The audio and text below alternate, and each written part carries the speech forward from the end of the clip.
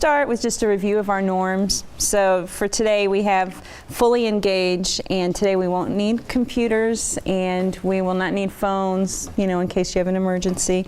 We're going to stretch ourselves and others, be relentlessly optimistic, and we put that there because we know the work is hard and we always want to have just the greatest expectations for our students, teachers, and families. And then the last one I added, this is a new one, and it's just about taking action. Throughout the whole day, I want us to think about how can we operationalize the work and take quick action on these things. So take a second. Is there one, I just want to ask a question, is there anything that we forgot that you think is important for our work today? Or is there one that speaks to you? Which one are you really connected with and why? And then we're going to do a quick whip around.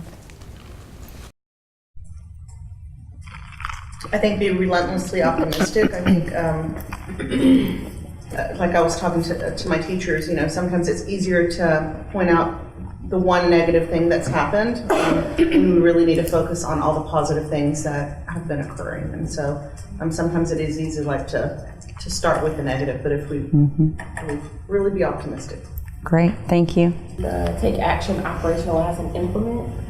Just kind of piggybacking on what Shay said and thinking about what Laura said as well. We've had the great opportunity to, my assistant principal working with Laura's team and teaching trust. So when I think about the work that we're going to engage in today around data analysis, I just want to continue to stretch myself and making sure that we come up with plans to operationalize and take advantage of the new learning. So, great, thank you. I was thinking about that as well. Along those lines, I feel like we made a lot of traction last year.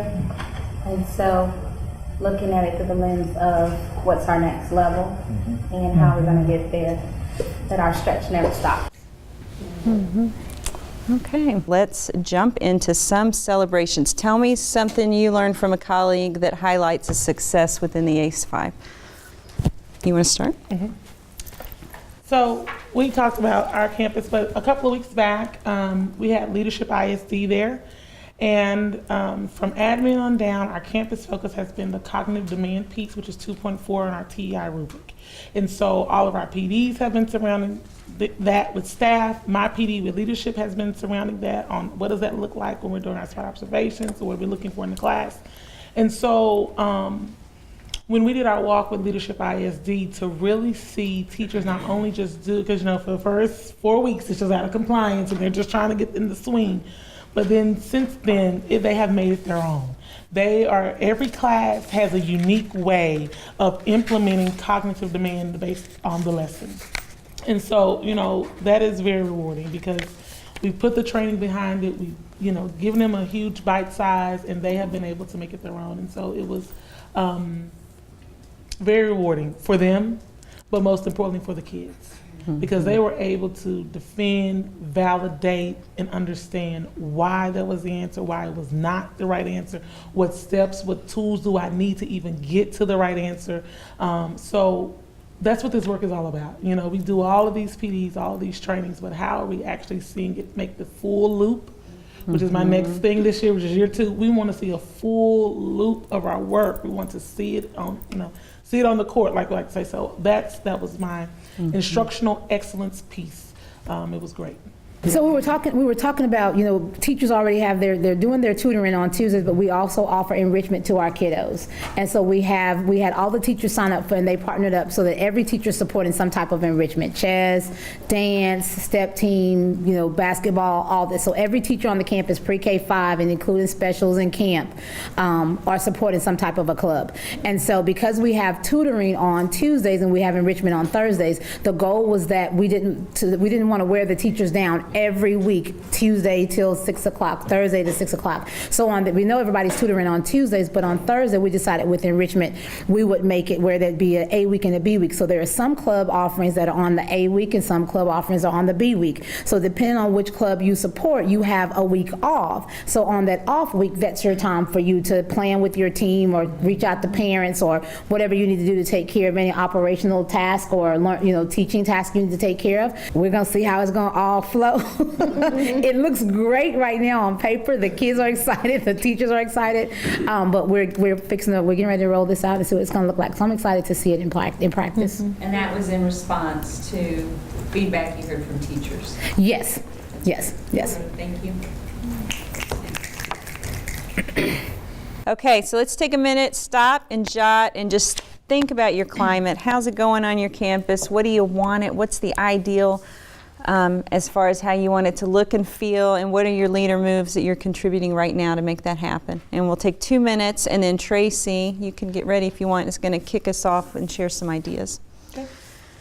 What did you say, or give me one word of what culture do you want at Bland?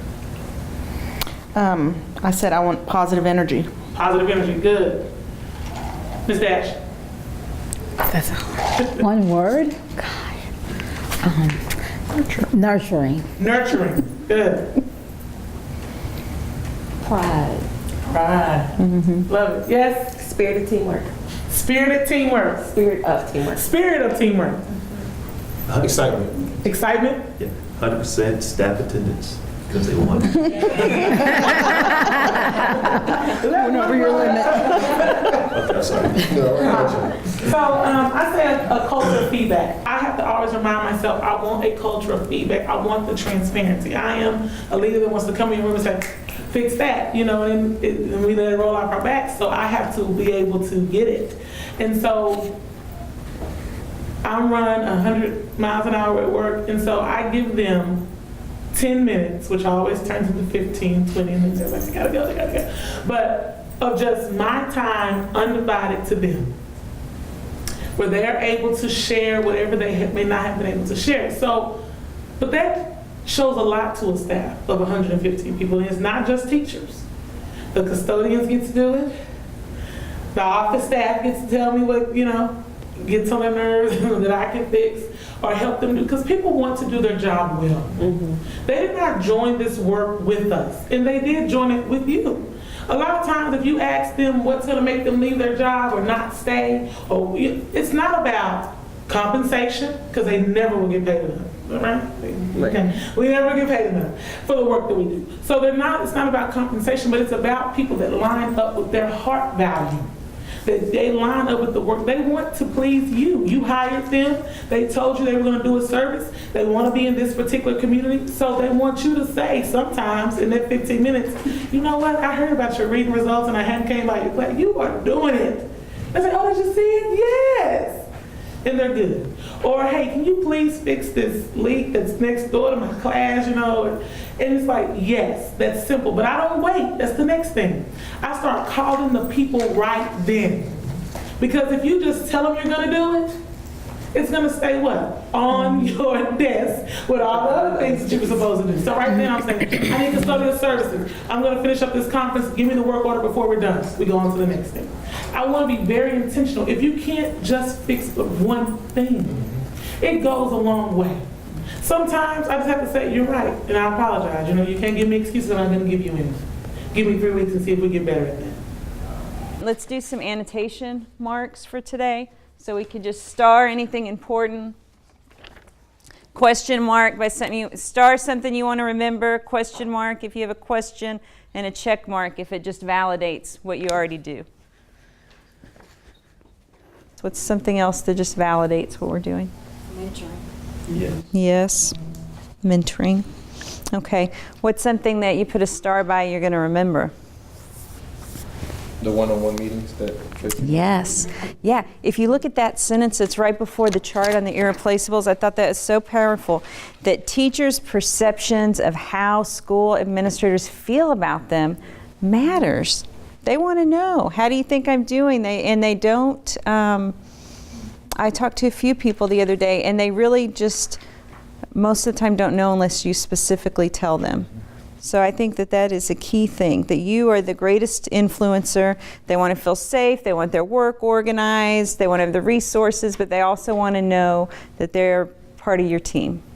So what we did is we started the year off creating some STAR goals. And I made them, and you can, we'll look at them in a minute. They may freak you out. But we're going to talk about how you're going to look at the goals and either adjust them but then also create new goals for your cheer movement, okay? So I want you to know how we created the goals. If you start with that first page, the first thing that I want you to look at, so for this sample, we're looking at reading. Start with 2016. And I want you to know that we came up with the goals by first looking at your average rate of growth last year, okay? 2016 reading, 6th grade received a percent of 6.1%. Everybody see that? Okay, now let's look at 7th grade. What was their percent? Yep, 16.4. 16.4. And then you have 8th grade, 14.7. We average them all together and we compute the average rate of growth is 9.3% at the bottom. From there, we're still stretching, we're still accelerating, we're getting better faster. Our kids came back with more systems and routines, which means we should be able to create a higher rate of growth. Look at the 6th grade. The state's at 71%. So what is our goal? We need to continue to make double-digit gains until we exceed the state average and lead the way. So there's much more room for growth, and so hopefully someone's going to look at that tier 1 and say, we're almost there, and they'll manipulate the goal. And then once we have our students tiered, then we can jump right into our spreadsheet where you actually have every student name, you have all of the performance, and we can start working it. And the other thing I thought, how fascinating, I am passing out TEI 1.4. Do you know it is exactly about this whole data process? So how great that we could have that as part of the conversation for teachers, because a lot of them are feeling like it's disconnected, but it's right in line with what our expectations are. What part of the data meeting is really going to give you the most bang for your buck, honestly? And so when you look at the data meeting protocol, you know, if you follow a protocol and you follow the timing on it and you use a timer, more likely you're going to be able to get everything that you need out of it, right? You're going to be able to get the information from teachers, you're going to be able to have the discussions that you need to discuss. It's when you don't use the timers and the protocol that's specific to what you need, that you end up going round and round and you go in circles and you sometimes end up feeling like you haven't accomplished anything. And I think our teachers sometimes feel that way. And so, so I just wanted to stress the importance of making sure that you do have a protocol that you use, and this one does have the reteach piece in it. And so I want to set this up by saying I had this next great article for us to read about the instructional core. Who remembers reading about the instructional core? Okay, good. All right, so I'm going to give you the article later. We're going to maybe talk about it when we get back. But I think I had this reminder. I'm going to wait because I want y'all's attention. Sorry, thank you. Y'all are fascinated. I know. Okay, I'm sorry. Let's look at our time because Rashana, it's right now we should be in rooms. So I'm going to set this up 2 or 3 minutes and then you'll get us started and then we'll come back. Okay, so here's the thing. The instructional core was developed by Richard Elmore from Harvard, and there's the book Instructional Rounds, which I bet you all have on your shelves, and you know a few years ago we did instructional rounds. And so I was in a training with new leaders. They're going to come in once a month and they're going to walk with EDs, and we had a reminder about the instructional core, and I thought it was so timely. I wanted to share it with you because in our ACE program, with our initiatives, we have been walking with checklists, and it's compliance, is it implemented, and then what's the level of implementation, and then how can we support the development, which is great when you're trying to implement something, because you have to really target and see, do I see it, and so yes or no, so now we know what we're seeing, but then we also have to back up and see the whole big picture as well. And so with the instructional core, there's 3 big parts. There's the content, is it the right content? There's the teacher, what is the teacher doing, what are the teacher actions, and it's the student, how is the student engaged? So content, teacher, student, that is the core of instruction, and the relationship between those things are always connected. And so Elmore asserts that if you change one part of that puzzle, you have to change them all. You support them all. You have a more rigorous content you bring in, well then you need more teacher support. You need to change the way students are interacting with the same material. So they're all connected. And I have a great article. He has 7 big tips, and we definitely need to read it, and I want to talk about it because there are some huge ahas. There's principle number 3, which we have to read together, because it talks about what happens when your data comes back and it's different from different rooms, yet you have similar lesson plan objectives, you have similar assessments, and the data's coming back. So he really talks about digging in to the instructional core through the lens of the task, okay? And so we have a note sheet when we walk. You could take it if you wanted to, the content, the teacher, and the student. And let's pay close attention because we're actually going to use our notes to dig into our Get Better Faster book later. So we'll be very alert, all of us. Okay, the meeting is.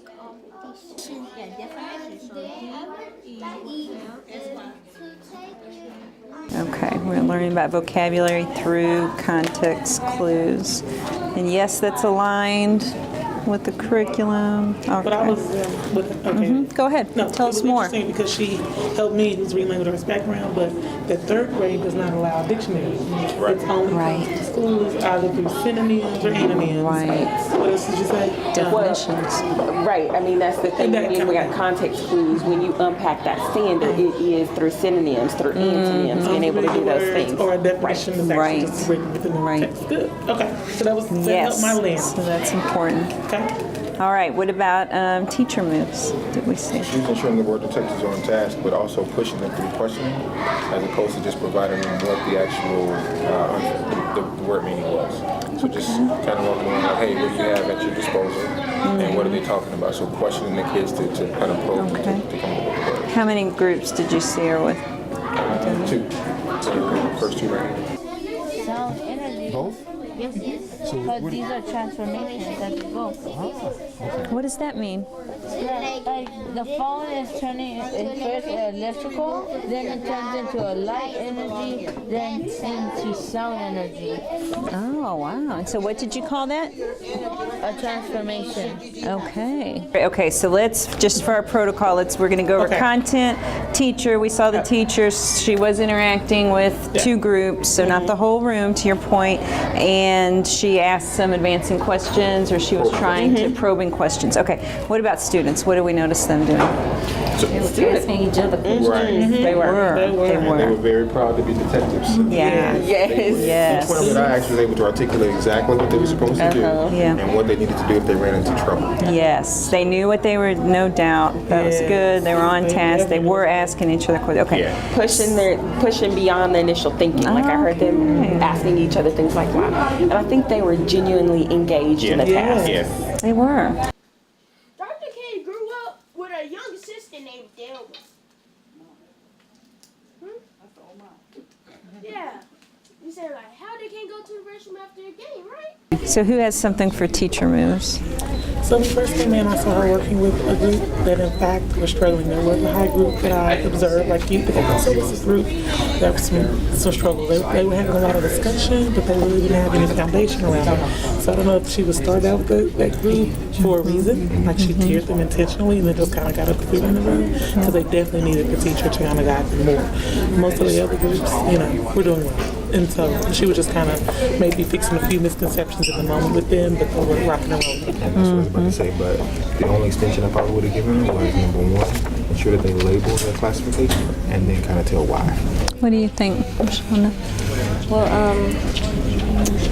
for an upgrade, I saw one group with all of the pictures on the chalk. So I don't know if it was, and they were classifying them. Yeah. So I don't know if they were confused on the directions. Right. Or what? So that would be my wondering, or my question. Yes. So almost a task sheet would address what you were saying too, and okay, so this one leaves me wondering. Like I have more questions maybe than answers for this one. That's okay. And then the question I asked Rashonda is, where do her kids go to middle school? Is it trustee committee? Okay, that's good. All right, we have notes to come back. When we give you the evidence that we saw, these are things you can use to craft in your feedback letter to your faculty, because I'm sure they're going to want to know the great things that we saw, which were awesome. So thank you very much. Okay. So student collaboration was evident, and students taking ownership of their learning. So they knew exactly what the intention of the lesson was in every class, every student that I asked. So they're taking ownership of what they're responsible for. I think just to build upon that, we think about how powerful the habits of discussion can be, but really in every classroom, that 80-20% teacher talk to student ratio was evident. Like we didn't hear a lot of teachers talk. It was more student led. And then we saw the Stretch It posters. They may appear in some other schools, but it just is just a quick reminder to the students and the teacher as well, because it's right there at the forefront for them to see. Just a quick reminder. So.